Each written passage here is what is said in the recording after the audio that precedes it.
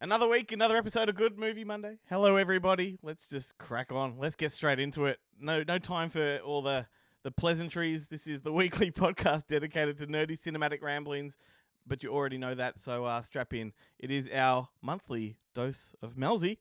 Getting our Melsy fix. Woo! I'm just, if you're watching the video or if this part of the video comes out, my cup actually says nice on it. So just on the note of pleasantries. Nice. As you can see, Melsy Beck is coming to us live from her sewing room. If you are new to the show, Melsy is from the Melbourne Horror Film Society. Yeah, go on, Ben. And I was going to say, she's between two firms, so hopefully we get some grossly inappropriate and offensive questions. Oh, that sounds good. I'm looking forward to that. As I said, she's from the Melbourne Horror Film Society. They do screen horror movies around Melbourne every single month. We're going to talk about that in a little bit. Ben is there. He needs no introduction, so we'll just move right along. No. How's it going, mate? It's going well. I'm not even going to ask how your week has been because I've learnt my lesson for the last few weeks. It's not worth asking. Yeah. If I can't talk about my toilet troubles, there's really nothing to say. Oh, that is true. That is true. Moving along. So our website is goodmoviemonday.com. From there, you can take yourself to all of our social medias, and once you're there, give us a like, a follow, a comment, all that kind of stuff. We do love it. Here's the kicker, though. Like, if in the next, 12 hours, if we can get 20 new subscribers, then I will release the much talked about and highly speculated video of Ben and the gerbil. Naked? That sounds good. Well, yeah. I mean, Well, you'll have to subscribe to see, Melsy. Well, it's the remake of Stick It that we all needed. But you're safe, Melsy. I've deleted your video. Anyway, that joke tanked. If you want to see mine, go to donkeypunch.com. So on this week's show, what do we got? Are you getting donkey punched, or are you doing the donkey punching? Well, let's go and find out. Yeah. This week we have an interview with the Spanish director Alberto Corredor, who is the guy behind the horror movie Baghead, which has just been released on home entertainment. Jarrett is away this week, but in a few moments' time we are going to go through this week's physical media releases anyway. I'll do my best to do what he does. Nowhere near as good, no doubt. But yeah, if you're wondering what's new and worth purchasing on physical media this week, stick around for that. We've got the three troublemakers from A Bonehead Weekly from Kentucky. We've got Joe Lewis, Chad Jennings, and James Thomas, and they'll be popping in a bit later for their Bonehead Weekly fun size. We also have some songs to play for you to add to that Spotify playlist. As you can tell, I've been very sick this week, so you're going to have to excuse my voice. I'm all over the place, craggy, clearing my throat, all that kind of shit. You might have to take over, Ben. Good start. Oh, you're talking about me? In fact, that was a planned break. That was a part of a bit. Don't cut it out. Please take it away. Melsy, let's throw it to you. I'm going to hand you the microphone for the next couple of minutes to spruik the Melbourne Horror Film Society. Tell everybody about it. Alrighty, so we have a couple of great screenings coming up this month. This Saturday night, the 8th, we're at True North and we're showing Black Sabbath from 1963, I think. Yeah. Mario Bava film. And then on Tuesday, June 25th, we're at Long Play and showing Bedevil, Tracy Moffat film from 1993. So a couple of good screenings coming up. Wicked. How have they been lately? They good turnouts? Well, I've been a bit needing some time to myself with my son and my dog. So I haven't been to the last couple, but I have heard great things. Yeah, apparently there were 7 Davids in the room on Tuesday night. Wow. 7 Davids. That's incredible. How many people Pulse of David. How many people complain? You're actually starting to piss me off with this, to be honest. Like, you're actually starting to get on my nerve about it. People don't complain about the movies. They don't complain. It was one story that I told you. I had no idea where she was going for a second then, and then it clicked. Yeah. Okay, that's it? That's it. All right, what's the website? Melbourne Horror Film Society.org, socials, Melbourne Horror everywhere. Awesome. Discord, send us a message to get a link to the Discord. Yeah, good stuff. Good people, good stuff. Excellent. A few days ago, actually last week, I asked people on Facebook to suggest some topics of discussion for us to close this opening block of the show. So what do you think about remakes? I've gone with that one. That's a subject that comes to us thanks to Chris Millington. But I guess there's too many remakes just to throw into a short discussion. So let's narrow it down to remake triple features that we would like people to consider watching this Saturday night. And Ben, you've spent the last, I guess, 10 minutes preparing it. So do you want to go first?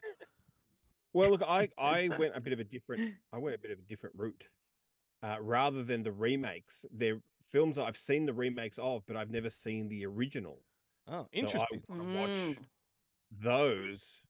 The first one was Wrath of Man, which came out a couple of years ago, which I thoroughly enjoyed, and which I didn't realize was a remake of a French film called Cash Truck. Yes. Which is available on Blu-ray from France. I believe it has English subtitles, so you can see it, but that one is one I'm definitely keen to see. Next was, do you remember this film called Monsieur Hire? Used to play on SBS all the time when I was like in my late teens, early 20s. Yeah, it's like a French, once again, it's a French film about this creepy neighbor who is pretty kind of rude, doesn't really talk to anyone in the town, kind of has issues with everyone. And then like a murder happens, which he kind of witnesses, but because he doesn't really talk to anyone, he doesn't say anything, but the rest of the town think he's creepy. And so they basically think, well, he's a creep, it must be him. Yeah, right. And blame him for the murder. And then he basically has to try and, save himself. And that's actually based on like another film called Panic with a QUE. They're both based on a book, but Criterion released Panic on Blu-ray, and I bought it years ago, and I've never got around to watching it, and I'm desperate to see it because I quite liked Monsieur Hire. Cool. And the third one I'm going to talk about is Brewster's Millions. Oh, damn, you took one of mine, you bastard. Well, Brewster's Millions is great because it literally is the seventh iteration of that franchise. And for people who don't know, Brewster's Millions is basically a movie about a guy who inherits a bunch of money, but in order to inherit the money in the will, he has to spend a bunch of money without telling anyone why he's doing it. And at the end of the period, he can't have told everyone why he can't have kept anything that he spent the money on. And it's to teach him the value of money and to stop him from blowing the rest of the inheritance, which is literally, billions. The modern, and there's like a female version of it. There's a whole bunch of them. So I think the first one was like in the 30s. Well, yeah, there's been heaps of them. I think even before that, but I may as well just jump in there as a segue and move on to mine because Brewster's Millions was going to be one of mine. And I was going for an 80s comedy kind of theme with mine. So the other one I had was The Money Pit with Tom Hanks and Shelley Long, which is a remake of Mr. Blanding's Builds a Dream House in 1948. And interesting, like 1948 and then Money Pit was 1986. So that time difference is almost the time difference from The Money Pit to now. So that freaks me out when I think about those things. And the other one was The Toy in 1986, another Richard Pryor one. Which is a remake of a French film of the same name from 1976. And I think that was a fantastic movie too, where I think Richard Pryor plays... he's hired to be the playmate or play date for a billionaire's son or child, and just has to do everything the kid says. And it's just a really funny concept comedy. I think, if I'm not mistaken, was Jackie Gleason in that? It's been so long since I've watched it, but... there you go. That's my trilogy: Money Pit, Brewster's Millions, and The Toy. What about you, Melsy? My triple feature will start with House of Wax from 2005, I think it was. It's one of in the run of the Dark Castle horror remakes. That was a great run. Of the early aughts.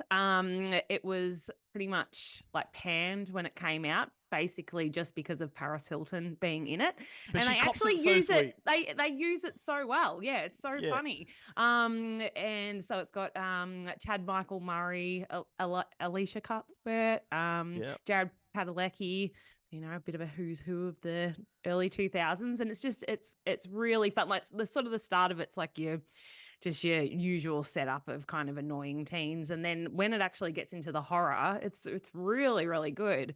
And then something that I watched today, which is going to take a complete left turn. I watched the Maniac remake today for the first time. Yeah, so a lot darker and, you know, sort of, I don't know, dirtier, I guess.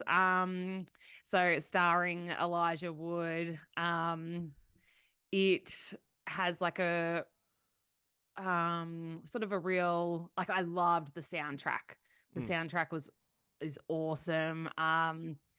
Yeah, it's pretty full on. And it's all very shot point violent. of view. It's all shot point of view. Very point of view. You don't see Elijah Wood until right at the end. You just you see him all in it's all in mirrors. Or in reflections. Yeah. And that was interesting because he actually was the camera. He wore that camera for the whole shoot. Yeah.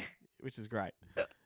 Excellent. Yeah, no, that was I really enjoyed it. And then going to, so I've sort of gone different time periods, and then to an 80s sort of classic, the Blob remake from 1988. Yeah. One of those movies that I think is better now than it was then. Yeah. So that one and House of Wax, both remaking films from the 50s, which I think works quite well. 100%.